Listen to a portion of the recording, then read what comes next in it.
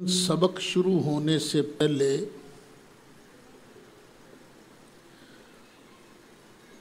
چند انتہائی ضروری باتیں کرنا بھی ضروری ہیں۔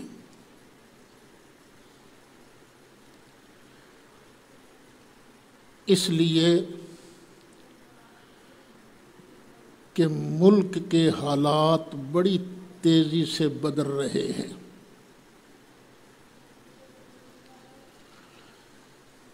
شیعہ حضرات کی طرف سے ہم پر پھر مظالم کا سلسلہ شروع ہو گیا ہے۔ شیعہ حضرات کو جہاں بھی موقع ملا ہے، ایران ہو، عراق ہو، مصر ہو، شام ہو، جہاں بھی موقع ملا ہے انہوں نے اہل سنت کو ذبح کرنے سے بھی دریغ نہیں کیا ہے۔ نام رکھتے ہیں محبت اہل بیت کا اور ظلم سراسر اہل سنت پر کیا جاتا ہے، اور من گھڑت دلائل سے اپنی بات منوانے کی کوشش کی جاتی ہے۔ آج مجھے ایک شیعہ حضرات کی پریس کانفرنس دیکھنے کا اتفاق ہوا۔ بڑے زور سے کہہ رہے تھے کہ ہم اہل بیت اطہار کو علیہ السلام ضرور کہیں گے۔ ہمیں کیا تکلیف ہے، کہو۔ ہم تو خود نہیں ایک دوسرے کو کہہ لیتے السلام علیکم، جواب میں وعلیکم السلام۔ سلام تو ہم آپس میں ایک دوسرے کو کرتے ہیں، تو کیا اہل بیت پر سلامتی نازل نہیں ہوگی تو اور کس پر نازل ہونی ہے؟ ہمیں اس سے کوئی اعتراض نہیں، لیکن جو اگلی بات ہے علیہ السلام کہنا، یہ دلیل معصومیت ہے۔ اور پھر ماشاءاللہ جو صاحب پریس کانفرنس کر رہے تھے انہوں نے اس کی دلیل بھی دی۔ میں نے جب وہ سنی دلیل تو کافی دیر تک نہ میں مسکراتا ہی رہا۔ وہ دلیل سن کے آپ بھی ہنسو گے کہ یہ معصوم ہیں۔ کیوں؟ اللہ فرماتا ہے ان اللہ وملائکتہ یصلون علی النبی، کہ بے شک اللہ اور اس کے فرشتے نبی کریم علیہ السلام پر صلوات بھیجتے ہیں، درود بھیجتے ہیں۔ تو درود جس پر بھیجا جاتا ہے وہ تو معصوم ہوتا ہے۔ یہ دلیل دی انہوں نے۔ بھی اگر آپ کی دلیل مان لی جائے تو یہی ثابت ہوگا نا کہ نبی کریم علیہ السلام معصوم ہیں، اہل بیت کا ذکر ادھر کدھر آ گیا؟ یعنی دلائل اس طرح کے دیتے ہیں۔ حالانکہ میں پہلے آپ کو بتا چکا ہوں صلوات دلیل معصومیت نہیں۔ کیوں؟ یہ دوسرا پارہ ہے، اللہ تعالیٰ ارشاد فرماتا ہے وَلَنَبْلُوَنَّكُمْ بِشَيْءٍ مِّنَ الْخَوْفِ وَالْجُوعِ وَنَقْصٍ مِّنَ الْأَمْوَالِ وَالْأَنفُسِ وَالثَّمَرَاتِ وَبَشِّرِ الصَّابِرِينَ۔ اللہ کہتا ہے میں تمہیں اس طریقے سے آزماؤں گا، تو محبوب پیارے جو صبر کر جائیں ان آزمائشوں پر انہیں بشارت دیجیے۔ یہ کون ہیں؟ الذین اذا اصابتہم مصیبہ، کہ جب انہیں مصیبت پہنچتی ہے قالوا انا للہ و انا الیہ راجعون، تو وہ کہہ دیتے ہیں انا للہ و انا الیہ راجعون۔ اولئک علیہم صلوات من ربہم ورحمہ، یہ وہ لوگ ہیں جن پر ان کے رب کی طرف سے صلوات ہے۔ اب یہ تو کلیئر کٹ ہے نا، صاف ہے، جو مصیبتوں پر صبر کرتے ہیں ان پر صلوات ہے۔ تو کیا خیال ہے شیعہ مجتہدین صاحبان، کیا صلوات دلیل معصومیت ہے؟ اگر دلیل معصومیت ہے تو ان کو بھی تو معصوم ماننا پڑے گا نا، جو مصیبتوں پر صبر کریں۔ حالانکہ ہمارے نزدیک انسانوں میں انبیاء علیہم السلام کے علاوہ کوئی معصوم نہیں۔ ہاں، بعض حضرات محفوظ ہیں، معصوم انبیاء علیہم السلام کے علاوہ اور کوئی نہیں۔ پھر 11واں پارہ نکالیے آپ۔ کچھ صحابہ کرام تھے جو تبوک جانے سے رہ گئے تھے، تفصیل اپنے موقع پر آئے گی انشاءاللہ۔ پہلے ان کا بائیکاٹ ہوا، پھر ان کو معافی ملی، تو اللہ نے فرمایا 11واں پارہ سورہ توبہ آیت نمبر 103، خذ من اموالہم صدقہ، حبیب پیارے ان کے مالوں میں سے زکوٰۃ لو، صدقہ لو۔ پھر آپ صرف لینا ہی نہیں جانتے، آپ دینا بھی جانتے ہو۔ صدقہ لے کر جواباً آپ کیا دو؟ تطہرہم وتزکیہم بہا، جس سے تم انہیں ستھرا بھی کرو اور پاکیزہ بھی کرو۔ وصلی علیہم، اور محبوب ان پر صلوات پڑھ، ان کے لیے دعائے خیر کر۔ وصلی علیہم، تو جناب کیا خیال ہے؟ یہ صلوات دلیل معصومیت ہے، جس پر درود پڑھا جائے گا، دعائے خیر کی جائے گی، وہ معصوم ہوتا ہے؟ اگر معصوم ہوتا ہے تو یہ تین وعلی الثلاثۃ الذین خلفوا، ان کو بھی معصوم ماننا پڑے گا۔ یہ کیسی دلیلیں آپ دیتے ہیں کہ لوگوں کے سامنے مذاق اڑتا ہے؟ چلیے سورۃ احزاب نکالیے، آیت نمبر 43، تیسرا رکوع ہے۔ هو الذی یصلی علیکم، وہ ہے جو صلوات بھیجتا ہے تم پر، درود بھیجتا ہے تم پر۔ وملائکتہ، وہی نہیں، اس کے فرشتے بھی تم پر درود بھیجتے ہیں۔ کیوں؟ لِيُخْرِجَكُم مِّنَ الظُّلُمَاتِ إِلَى النُّورِ، تاکہ وہ تم کو نکالیں اندھیریوں سے اجالے کی طرف۔ یعنی اللہ اس لیے درود بھیجتا ہے صحابہ تم پر کہ تم پہلے اندھیریوں میں تھے، تو تم اس کی رحمت کی وجہ سے اندھیریوں سے اجالے نور کی طرف چلے جاؤ۔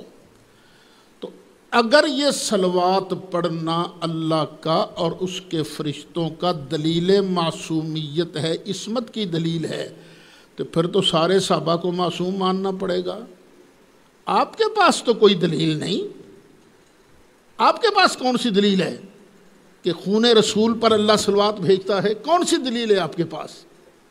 خون رسول کی بڑی عظمت ہے، لاکھوں سلام ہے خون رسول پر، بشرطے کہ وہ غلام رسول بنے۔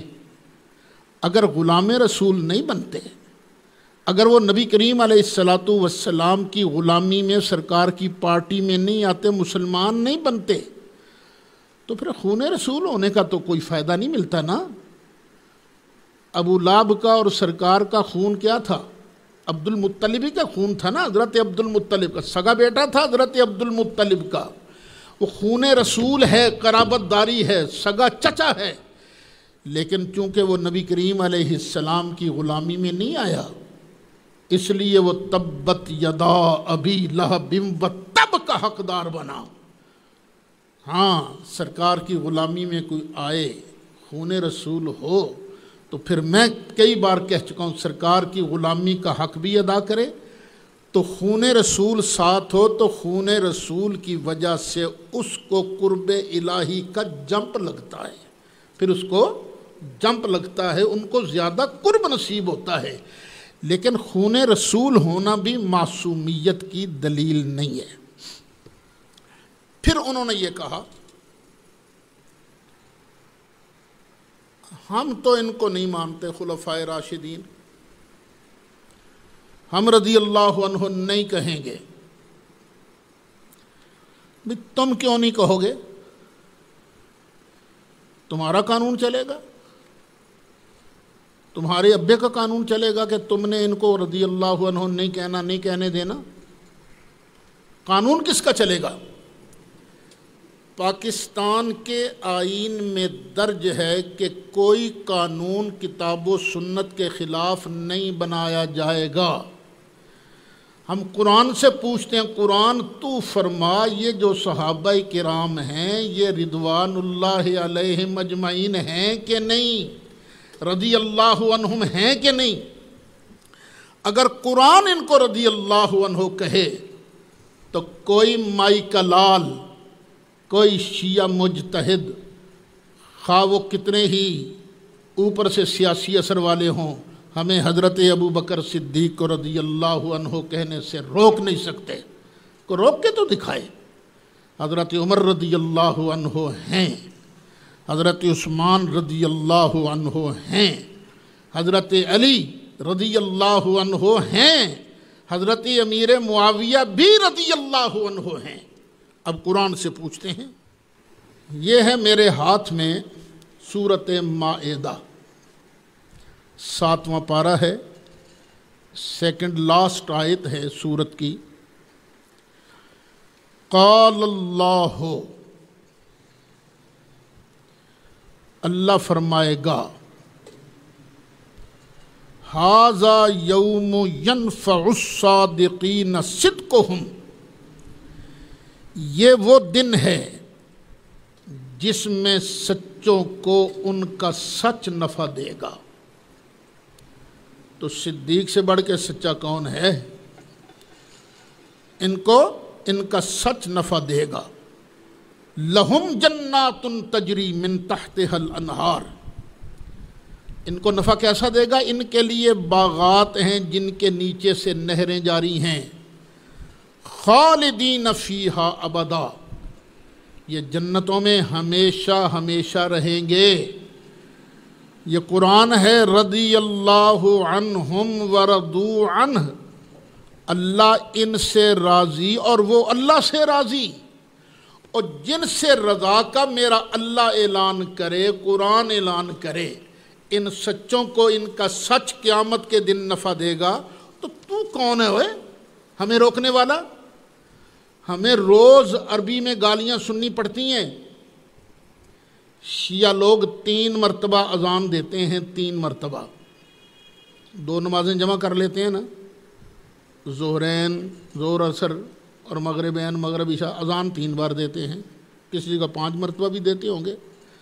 اور اس میں عربی میں ایک گالی دی جاتی ہے صحابہ کرام کو، اشہد ان امیر المؤمنین و امام المتقین وقاتل المشرکین وغیظ المنافقین علی ولی اللہ وصی رسول اللہ وخلیفتہ بلا فصل۔ یہ جو لفظ ہے نا خلیفتہ بلا فصل، یہ عربی زبان میں حضرت ابو بکر کو گالی ہے، حضرت عمر کو گالی ہے، حضرت عثمان کو گالی ہے۔ تم نے اگر اپنی اذان دینی ہے تو اپنی امام بارگاہوں میں اذان دو، لیکن یہ لفظ کہتے وقت سپیکر بند کیا کرو۔ یہ ناقابل برداشت ہو چکا ہے تم جو گالیاں دیتے ہو صحابہ کرام کو۔ میں گواہی دیتا ہوں، جو اذان کی ان کے کلمات ہیں، حضرت علی نبی کریم علیہ السلام کے بلا فصل خلیفہ ہیں، بغیر فاصلے کے۔ اب آپ خود پوچھئے، ان سے بتائیں کہ حضرت علی کا زمانہ خلافت کس تاریخ سے شروع ہوا؟ کوئی مائی کا لال جو بتا سکے، ادھر سرکار کا وصال ہوا، ادھر حضرت علی کا دور خلافت شروع ہو گیا؟ کوئی نہیں مانے گا۔ حضرت علی کا دور خلافت شروع ہوتا ہے حضرت عثمان غنی کے بعد سے، جب حضرت علی یہ مرتضیٰ کے ہاتھ پر شورا نے بیعت کی، اس کے بعد حضرت علی کا دور خلافت شروع ہوا۔ تو تم جب کہتے ہو حضرت علی نبی کریم علیہ السلام کے بغیر فاصلہ کے خلیفہ ہیں، تو پھر ابو بکر کو تو غاصب کہا نا تم نے، عمر کو تو غاصب کہا نا، عثمان کو تو غاصب کہا نا۔ خدا کے لیے میں حکومت سے اپیل کرتا ہوں ان کی اذان پر پابندی لگائی جائے، اور اگر دینی ہے انہوں نے اذان تو دیں، لیکن کم از کم لاؤڈ سپیکر پر یہ کلمات بلند نہ کیے جائیں۔ کیوں؟ اس لیے کہ ہم مسلمانوں، ہم اہل سنت و جماعت کے دل کو تکلیف پہنچتی ہے، صحابہ کرام کی توہین ہوتی ہے۔ تو قرآن سے پتہ چلا اللہ تعالیٰ نے رضی اللہ عنہم کی ڈگری ان صحابہ کے لیے جاری کر دی ہے۔ دوسری آیت لیجئے، وعد اللہ المؤمنین والمؤمنات، وعدہ دے دیا ہے اللہ نے مومن مردوں کو، مومن عورتوں کو، جنات باغات کا، تجری من تحتها الانہار، جن کے نیچے سے نہریں جاری ہیں۔ یہ 10واں پارہ ہے، سورہ توبہ ہے، آیت نمبر 72 ہے۔ اللہ نے مومن مردوں، مومن عورتوں کو جنتوں کا وعدہ دیا ہے جن کے نیچے سے نہریں جاری ہیں، خالدین فیہا، وہ اس میں ہمیشہ رہیں گے، ومساکن طیبہ، صاف ستھرے مکانات کا وعدہ دیا ہے اللہ نے، صاف ستھرے مکانات کا۔ آج کئی مکانات یہاں دیکھنے کا اتفاق ہوتا ہے، بڑی وسیع جگہ جی، میں ایک جگہ گیا، وہ مکان کتنے مرلے چاہتے 4 کنال مکان ہے جی، 4 کنال کا مکان بڑا صاف ستھرا، لیکن آخر بوسیدہ ہو کے گر جائے گا۔ لیکن وہ ایسے پاکیزہ مکانات ہیں صحابہ کرام کے لیے، کبھی بوسیدہ نہیں، فی جنات عدن، جنات عدن میں، اور آگے وَرِضْوَانٌ مِّنَ اللَّهِ اکبر، اللہ نے ان کو وعدہ دیا ہے کس کا؟ اللہ کی رضا کا، جو سب سے بڑی ہے، جو اللہ کی رضا سب سے بڑی ہے۔ تم کہتے ہو رضی اللہ عنہ، ہم نہیں کہیں گے، تو تم یہ یہودیوں کے پیچھے لگ کے صحابہ کرام کو برا بھلا کہتے ہو، ہم ان کو رضی اللہ عنہ نہیں کہیں گے؟ یہ تو میرا قرآن کہہ رہا ہے، اور پاکستان کے آئین کے مطابق کوئی قانون کتاب و سنت کے خلاف بن نہیں سکتا۔ یہ کتاب اللہ کا اور سنت رسول اللہ کا ارشاد ہے کہ ان کو رضی اللہ عنہ کہو۔ جب بھی حضرت ابو بکر کا ذکر آئے تو رضی اللہ عنہ کہو، جب بھی حضرت عمر کا ذکر آئے رضی اللہ عنہ کہو، جب بھی حضرت عثمان کا ذکر آئے رضی اللہ عنہ کہو، جب بھی حضرت علی کا ذکر آئے رضی اللہ عنہ کہو، جب بھی حضرت حسن کا ذکر آئے رضی اللہ عنہ کہو، جب بھی مولا حسین کا ذکر آئے رضی اللہ عنہ کہو۔ پتہ نہیں کہاں سے علم کے دعوے دار آ جاتے ہیں جی ہمارے پاس بڑا علم ہے، سنیوں کو تو پتہ ہی کچھ نہیں ہے۔ اصل چیز کتاب اللہ ہے، اور آپ اس لیے اعتراض کر رہے ہو شیعہ صاحبان کہ آپ کا قرآن پر ایمان نہیں ہے۔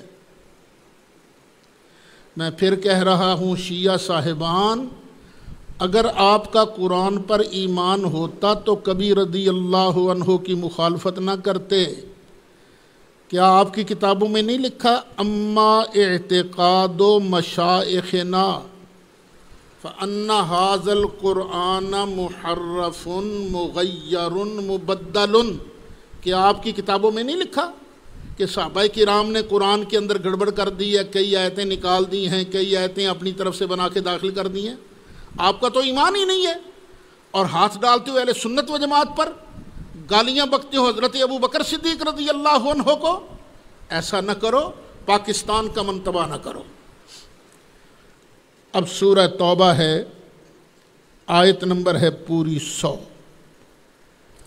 والسابقون الاولون من المہاجرین والانصار،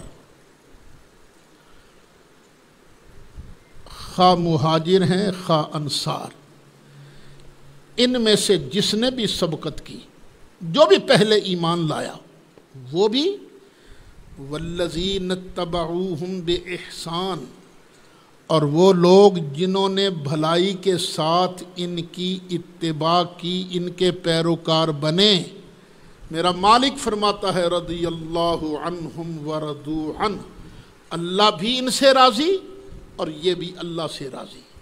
وہ کہاں کہاں سے کاٹو گے یہ رضی اللہ عنہم؟ یہ تو قرآن فرما رہا ہے، اور قرآن روایت بالمعنی نہیں ہے، یہ روایت باللفظ ہے، احادیث میں ہوتا ہے، روایت بالمعنی ہوتی ہیں، ان میں ضعیف حدیثیں بھی ہوتی ہیں، لیکن قرآن کا ایک ایک لفظ وہ ہے جو اللہ نے جبریل کو بتایا اور جبریل علیہ السلام نے قلب مصطفیٰ علیہ السلام پر نازل فرمایا۔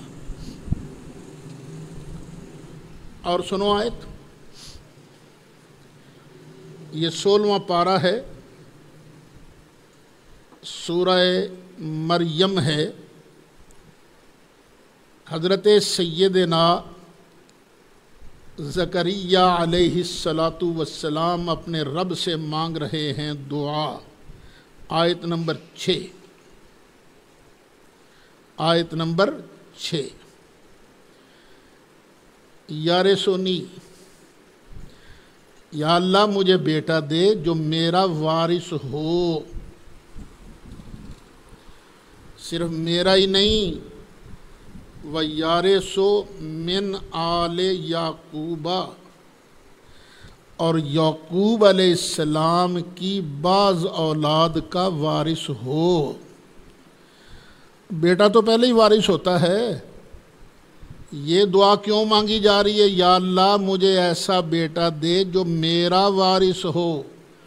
پتہ چلا وارث نبیوں کا مال والا نہیں ہوتا، وارث ہوتا ہے علم والا، علم والا، جو میرے پاس علم ہے، جو میرے پاس نبوت وراثت چلی آ رہی نا اوپر سے، یا اللہ ایسا ہو۔ وَاجْعَلْهُ رَبِّ رَضِيًّا، اور یا اللہ تو اس کو پسندیدہ بنا دے، اے میرے رب اس کو رضی بنا دے، پسندیدہ۔ تو جب نبی دعا مانگ رہا پسندیدہ کی، تو جن کے لیے اللہ پسندیدگی کا کھل کر اعلان کر رہا ہے ان کے بارے تم رضی اللہ عنہ کہنے سے کیوں چڑھتے ہو؟ کیوں تم کہتے ہو کہ ہم نہیں ہونے دیں گے؟ تیرے باپ کا پاکستان ہے، پاکستان اہل سنت و جماعت کا ہے۔ دیکھو قانون بننے کے دو طریقے ہیں، ایک تو وہ طریقہ ہے کہ جو آئین کے اندر درج ہے کہ کوئی قانون کتاب و سنت کے خلاف نہیں بنایا جائے گا، اور دوسرا قانون بنتا ہے اکثریت کی بنیاد پر۔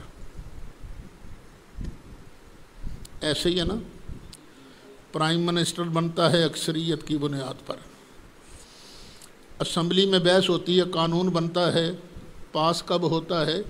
اکثریت کی بنیاد پر۔ کیا خیال ہے کیوں شیعہ صاحبان ووٹنگ نہ کرا لیں اس بات پر؟ پاکستان میں ابو بکر کو رضی اللہ عنہ کہنے والے زیادہ ہیں یا گالیاں دینے والے زیادہ ہیں؟ کرا لیں ووٹنگ آؤ اس پر۔ حضرت ابو بکر صدیق، حضرت عمر فاروق، حضرت عثمان غنی، حضرت علی مرتضیٰ، ان صحابہ کرام کو رضی اللہ عنہ کہنے والے زیادہ ہیں، تم کس منہ سے مخالفت کر سکتے ہو؟ میں نے ایک مرتبہ کہا تھا، میں صدارت کر رہا تھا یہ نڑ والا چوک کے اندر، اس میں موجود کون کون لوگ تھے؟ حضرت مولانا عبدالستار خان نیازی، کوثر نیازی، چودھری شجاعت حسین، نوابزادہ نصر اللہ خان،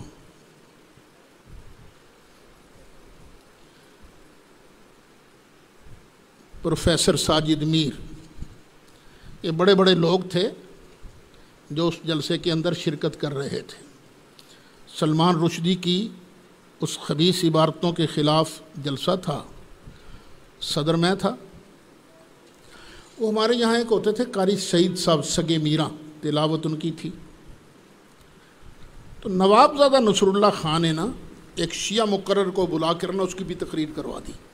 سن لی ہم نے تقریر، وہ بڑی باتیں کر رہے تھے، اتحاد ہونا چاہیے، اتحاد ہونا چاہیے، اتحاد کے لیے ہم یہ قربانی دیں گے، اور بڑی تقریریں جو رٹی ہوتی ہیں نا وہ لوگوں کو سنانے کے لیے۔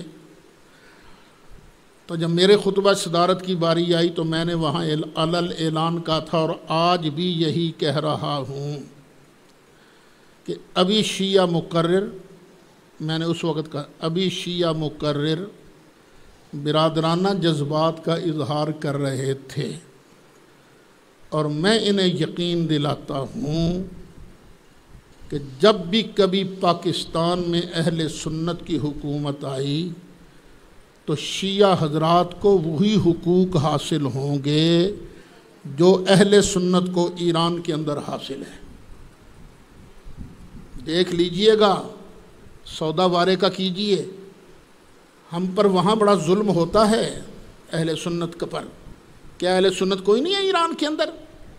آپ کو یہاں کتنی آسانیاں ملی ہوئی ہیں، سہولتیں آپ کو ملتی ہیں، لیکن پھر آپ خام خواہ ہمیں چھیڑتے ہو، حضرت ابو بکر صدیق کو ننگی گالیاں دیتے ہو۔ اہل سنت کا تو مزاج ہی نہیں کسی کو گالی دینا۔ یہ مولا مرتضیٰ ہمارے سر کے تاج ہیں، سیدہ طیبہ طاہرہ حضرت زہرا، ہر سنی ان کے قدموں کے ساتھ لگی ہوئی مٹی کو اپنی آنکھ کا سرما بنانے پر فخر محسوس کرتا ہے۔ حسنین کریمین کے لیے ہمارے دل دھڑکتے ہیں۔ ہم تو کسی توبہ کسی پیارے کی مخالفت کیسے کر سکتے ہیں؟ لیکن آپ کو سوچنا چاہیے جو قدم آپ نے اٹھایا ہے صحابہ کرام کے خلاف گالیاں دینے کا، یہ بہت برا قدم ہے۔ اور ایک شیعہ ذاکر کہہ رہا تھا کہ جو مولا علی کو پہلا خلیفہ نہیں مانتا وہ کافر ہے۔ تم نے کس کس کو کافر کہا ہے یہ کہہ کر؟ کس کس کو کافر کہا ہے یہ پتہ ہے؟ خود مولا علی کو تم نے کافر کہا ہے یہ کہہ کر۔ مولا علی اپنے آپ کو کون سا خلیفہ کہلواتے تھے؟ کیا انہوں نے خلیفہ اول حضرت ابو بکر صدیق رضی اللہ عنہ کے ہاتھ پر بیعت کی ہے کہ نہیں؟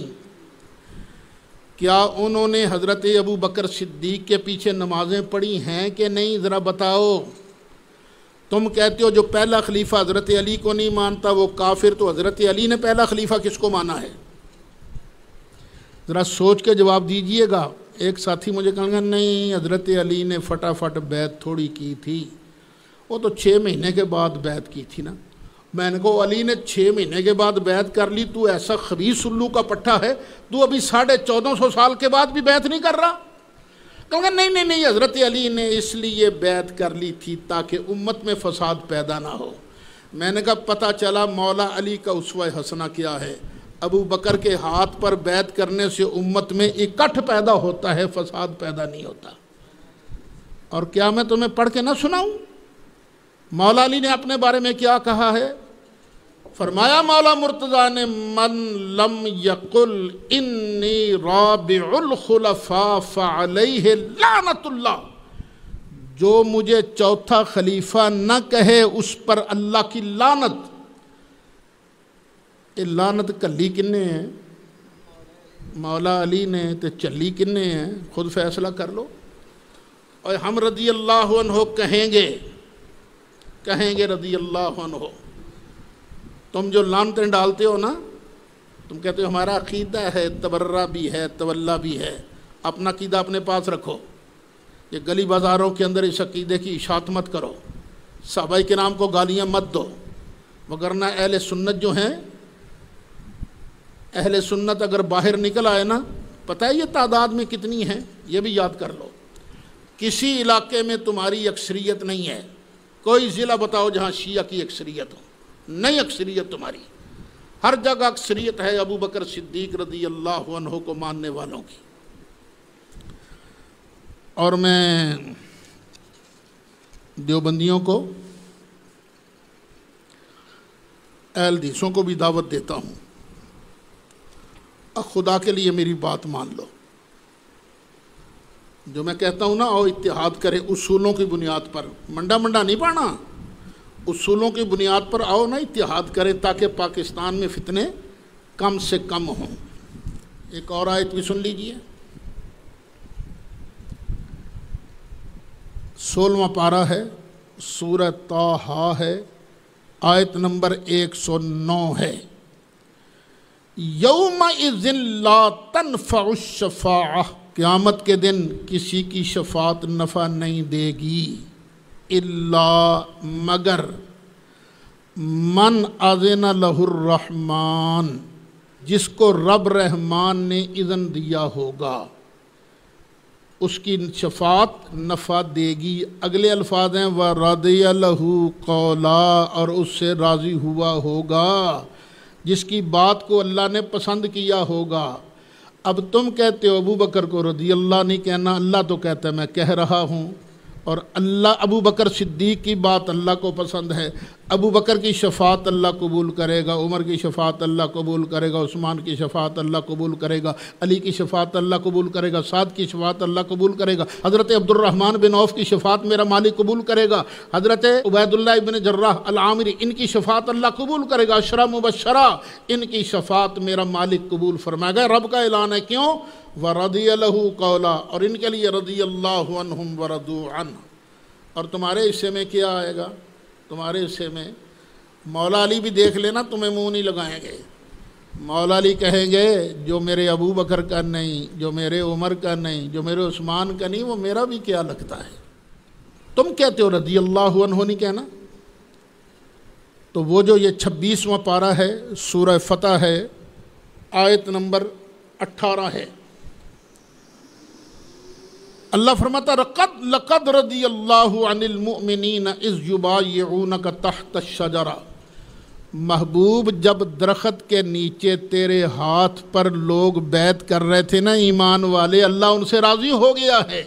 درخت کے نیچے بیعت کی ہے ابو بکر صدیق نے، درخت کے نیچے بیعت کی ہے عمر فاروق نے، درخت کے نیچے بیعت کی ہے عثمان غنی نے، درخت کے نیچے بیعت کی ہے حضرت عثمان کی بیعت تو سبحان اللہ سرکار نے فرمایا تھا یہ ہاتھ میرے عثمان کا ہے اور یہ ہاتھ میں مصطفیٰ کا ہے، اب میں عثمان کی طرف سے بیعت لے رہا ہوں۔ حضرت عثمان کی بیعت شان والی، علی نے بیعت کی تو اللہ ان سب سے راضی ہو گیا۔ جس سے اللہ راضی ہوا ہے اسی کی شفاعت اللہ تعالیٰ قیامت کے دن قبول فرمائے گا۔ پھر انہوں نے ایک تو عقیدہ عصمت کو چھیڑا انہوں نے، پھر شیعہ حضرات کا عقیدہ یہ ہے کہ سارے نبی نیچے ہیں، ہمارا امام نبیوں کے مرتبے سے اونچا ہے، مرتبہ امامت مرتبہ نبوت سے بالا تر ہے، مرتبہ خاتمیت سے ذرہ سا کم، مرتبہ نبوت سے اونچا۔ اور پھر یہ بھی کہتے ہیں کہ امام ہوتا ہے منصوص من اللہ۔ چلیے ہمیں آپ کا چیلنج قبول ہے، آپ نے کہا ہے نا کہ ہمارے 12 امام ہیں اور یہ سارے کے سارے منصوص من اللہ ہیں۔ 11 اماموں کے لیے دلیل کا مطالبہ ہم موقوف کرتے ہیں۔ پہلے امام حضرت سیدنا علی مرتضیٰ کرم اللہ تعالی وجہ الکریم کے لیے ایک دلیل دیجئے، ایک قرآن کے اندر صاف موجود ہو، اللہ تعالیٰ نص کر رہا ہو، ان علی خلیفۃ رسولی بعدہ بلا فصل، دکھا دیجئے، ایک آیت دکھا دیجئے۔ 1 کروڑ روپیہ نقد انعام دوں گا، 1 کروڑ روپیہ، 1 کروڑ۔ چلو اگر قرآن میں سے نہیں دکھا سکتے تو حدیث قدسی دکھاؤ، منصوص من اللہ ہے نا، تو منصوص من اللہ کے لیے دلیل بھی یہی دینی ہوگی، یہ نہیں کہ من کنت مولا فہذا علی مولا، یہ نص قطعی ہے کوئی، منصوص من اللہ کے لیے۔ اور یہ دلیل جو ہے دلیل امامت نہیں، دلیل خلافت نہیں، دلیل محبت ہے۔ میرا پیارا بیٹا ہے حافظ غلام حسین، اس نے پورا کلپ اس پر دیا ہے، نہیں تسلی تو اس کو جا کر سن لو۔ تمہارے پاس کوئی دلیل نہیں مولا مرتضیٰ کے خلیفہ بلا فصل ہونے کی۔ ایک جب تم یہ کہتے ہو کہ یہ ان اماموں کا مرتبہ نبوت سے بالا ہے، جب 53 کی تحریک چل رہی تھی، تحریک ختم نبوت، 53 میں تو خیر میں پیدا بھی نہیں ہوا تھا، لیکن سنا ہے کہ شیعہ کابرین بھی تحریک ختم نبوت کا حصہ تھے اور یہ مطالبہ کر رہے تھے کہ مرزائیوں نے چونکہ ختم نبوت کا انکار کیا ہے، وہ کہتے ہیں نبی کریم علیہ الصلوۃ والسلام کے بعد کسی کو نبوت مل سکتی ہے، اس لیے وہ کافر ہیں، ان کو کافر ڈکلیئر کیا جائے۔ لیکن سن 74 کی جو تحریک ختم نبوت تھی اس کا تو میں خود حصہ تھا، میرے ابا جان بھی اس کا حصہ تھے، اور شیعہ حضرات بھی ہمارے ساتھ کندھے کے ساتھ کندھا ملا کر تحریک ختم نبوت میں مرزائیوں کو کافر قرار دلوانے کے لیے ساتھ ساتھ چل رہے تھے۔ اب سوچنے کی بات یہ ہے، جو نبی کریم علیہ السلام کے بعد کسی ایک کو نبوت ملنا جائز قرار دیوے، وہ تو ختم نبوت کا منکر ہے، باغی ہے، اور جو 12 ایسے مان لے ہوئے جن کا درجہ بھی نبوت سے زیادہ ہو، وہ کہاں مسلمان رہیں گے؟ اس بات کا جواب گالی سے نہیں دینا، اس بات کا جواب اوئے توئے سے نہیں دینا، اس بات کا جواب دینا ہے تو دلیل سے جواب دینا ہے۔ اگر ایک نبی نہیں آ سکتا تو نبی سے اونچے درجے والا کیسے آ سکتا ہے؟ یہ تو تم ختم نبوت کا بھی انکار کر رہے ہو۔ ہمیں مت چھیڑ، وہ کہتے ہیں نہ چھیڑ ملنگانو، ہمیں مت چھیڑو، اپنا کام چپ کر کے کرتے رہو۔ تمہارا 10 دن کا مذہب تھا، روتو پیٹو بس اللہ اللہ اور خیر صلی اللہ۔ یہ ہر ایکشن کا ری ایکشن ہوتا ہے۔ میں اس وقت سپاہی صحابہ کو سمجھاتا تھا کہ مت کرو ایسے جس طرح کے نعرے تم لگاتے ہو، اس کا ری ایکشن اچھا نہیں ہوگا تمہارے لیے۔ نہیں بات مانی اس وقت، بہت بعد میں مانی انہوں نے، کیا فائدہ ہوا؟ نقصان کرا لیا نا اپنا۔ کتنے علماء انہوں نے قتل کروائے اپنے۔ اب بھی میں اپنے متشدد لوگوں کو کہتا ہوں اپنی حد میں رہو، تشدد میں غلو نہ کرو، آرام آرام سے چلو، دلیل سے بات کرو۔ اب بھی میں اپنوں کو کہتا ہوں اور ان کو بھی کہتا ہوں، تم بھی آرام آرام سے رہو، آرام آرام سے رہو۔ پھر پتہ نہیں کیا ہو گیا انہیں پریس کانفرنس کرتے ہوئے، یہاں تک کہہ دیا ہم نبی کریم علیہ السلام کی 3 بیٹیوں کو نہیں مانتے، وہ ربائب تھیں، بڑے دھڑلے سے کہہ دیا۔ ذرا ٹھنڈے دل سے ان کے اس دعوے پر غور کریں، وہ کہہ کیا رہے ہیں۔ کسی آدمی کو اگر یہ کہا جائے کہ یہ تیری بیٹی نہیں ہے تو بتائیے اب یہ گالی کس کو گئی؟ یہ گالی ہے نا۔ کسی کی بیٹی کو کہنا کہ یہ تیری بیٹی نہیں، یہ کس کو گالی گئی؟ یہ سیدہ طیبہ طاہرہ حضرت خدیجۃ الکبریٰ پر تم خبیثوں نے الزام لگایا یہ کہہ کر کہ باقی 3 نبی پاک علیہ السلام کی بیٹیاں نہیں، نبی کریم علیہ السلام پر الزام لگایا۔ تمہیں تو شرم آنی چاہیے یہ بات کرتے ہوئے۔ کیا قرآن بھول گئے ہو؟ جب قرآن نے کہا تھا یا ایھا النبی قل لازواجک و بناتک، لفظ بنات جمع آیا ہے، پتہ چلا رسول کی بیٹیاں 2 سے زیادہ ہیں۔ تم بھول گئے ہو نہج البلاغہ میں؟ اچھا چلو، یہ جو دعویٰ تم نے کیا ہے، کیا نبی کریم علیہ السلام نے یہ فرمایا کبھی کہ میری ایک ہی بیٹی فاطمہ ہے باقی سب ربائب ہیں؟ کیا مولا مرتضیٰ نے کبھی یہ فرمایا ہے کہ سرکار کی صرف ایک ہی بیٹی ہے باقی سب ربائب ہیں؟ کبھی مولا علی نے یہ فرمایا؟ اور نہیں فرمایا، بلکہ اس کا الٹ فرمایا ہے۔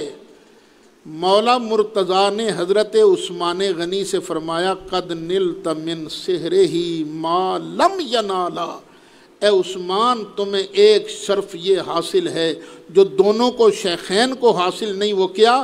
کہ تم داماد رسول بنے ہو، وہ دونوں داماد رسول نہیں بنے ہیں۔ تمہاری شرف فیض الاسلام ناج البلاغہ کی سب اٹھا کر دیکھو، سب کے اندر یہی لکھا ہے کہ حضرت عثمان کے نکاح میں نبی پاک کی 2 سگی بیٹیاں حضرت رقیہ اور حضرت ام کلثوم آئی تھیں۔ یہ جو تم آج کہانی بول رہے ہو نا، یہ کہ نبی کریم علیہ السلام کے یہ پچھلگ بیٹیاں تھیں، ربائب تھیں، یہ تمہارا ملا باقر مجلسی لکھتا ہے کہ برنفی این 2 اقوال روایات معتبرہ دلالت میں کنن، کہ یہ جو دونوں باتیں کہی جا رہی ہیں نا کہ یہ پچھلگ تھیں یا ویسے پالی تھی سرکار نے، ان دونوں قولوں کی نفی پر معتبر روایتیں دلالت کرتی ہیں، معتبر روایتیں۔